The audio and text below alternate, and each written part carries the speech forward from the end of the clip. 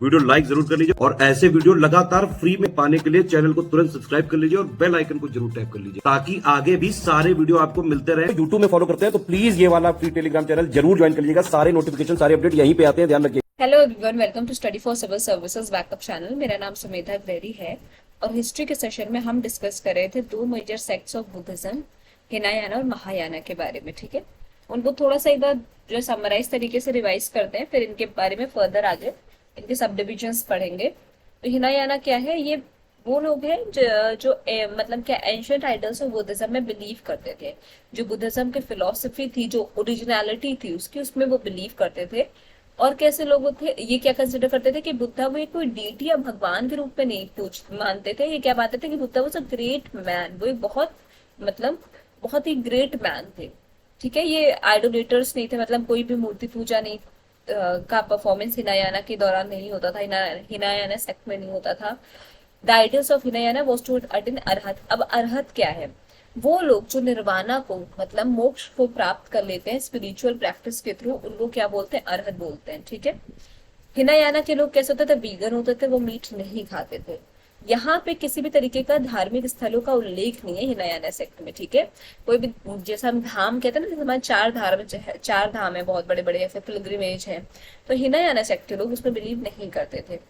जो हिनायाना सेक्ट था, जो हिनायाना टेक्स्ट थे, ये किस लैंग्वेज में लिखे होते थे? पाली लैंग्वेज में। ठीक है, अब वो एरिया जहाँ पे हिनायाना प्रमोट करते होता था कहाँ है? South India, Lanka, Sri Lanka, Burma और थाईलैंड। फिर आता है आपका महायाना। ये वो लोग थे जिनकी थिंकिंग जो क्या मानते थे कि चीजों को टाइम के अनुसार क्या होना चाहिए, बदलना चाहिए। तो आइडियोलॉजीज जो थी बुद्धिज्म की, वो भी चेंज होती रहती है टाइम के अनुसार। ठीक है, ये क्या कंसिडर करते थे? बुद्धा को भगवान के रूप में, एज अ डीटी, देव के रूप में पूछते थे। ठीक है, ये आइडोलेटर्स मूर्ति पूजा में बिलीव करते थे। बोधि, इनका क्या मेन महायाना का आइडियल क्या था? बोधिसत्व। इनके भी कोई रिस्ट्रिक्शन नहीं था मीट खाने का, मतलब आप नॉनवेज खा सकते हैं। 4 मेन पिलग्रिमेज था आपका महायाना में। कौन कौन से? लुम्बिनी, बोधगया, सारनाथ और कुशीनगर बहुत इंपॉर्टेंट है। ठीक, अच्छा, महायाना सेक्ट या टेक्स्ट किस उसमें लिखे रहते थे? लैंग्वेज में संस्कृत, हिनायाना पाली।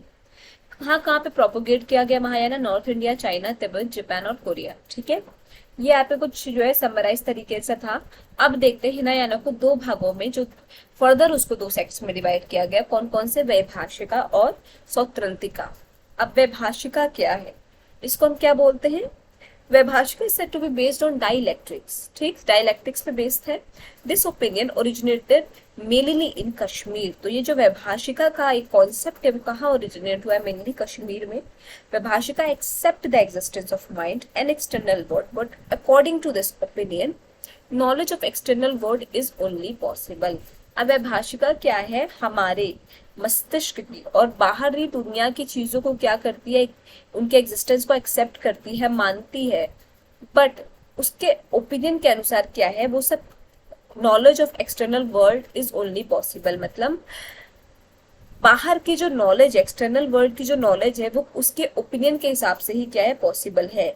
ठीक, the main 4 acharya of this doctrine have been. अब वैभाषिका के 4 मेन आचार्य कौन कौन से हैं?